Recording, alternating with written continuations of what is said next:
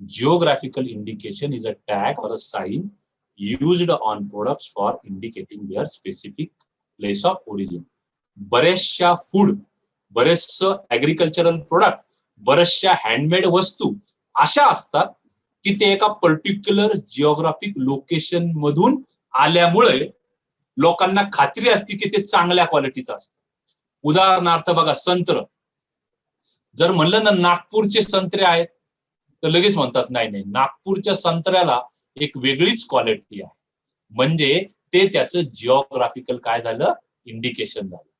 त्याचबरोबर अल्फान्जो मँगो, कोकणचा हापूस, देवगडचा हापूस, त्याला एक वेगळंच महत्व निर्माण होतं.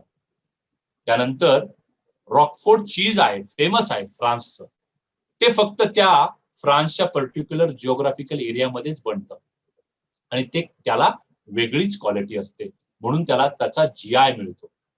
हँडीक्राफ्ट्स आहे, मधुबनी पेंटिंग्स आहे, कांचीपुरम, बनारसी साडी आहे, त्याचबरोबर दार्जिलिंगचा चहा आहे, या सगळ्याला जीआयचं प्रोटेक्शन मिळतं, म्हणजे जिओग्राफिकल इंडेक्शन.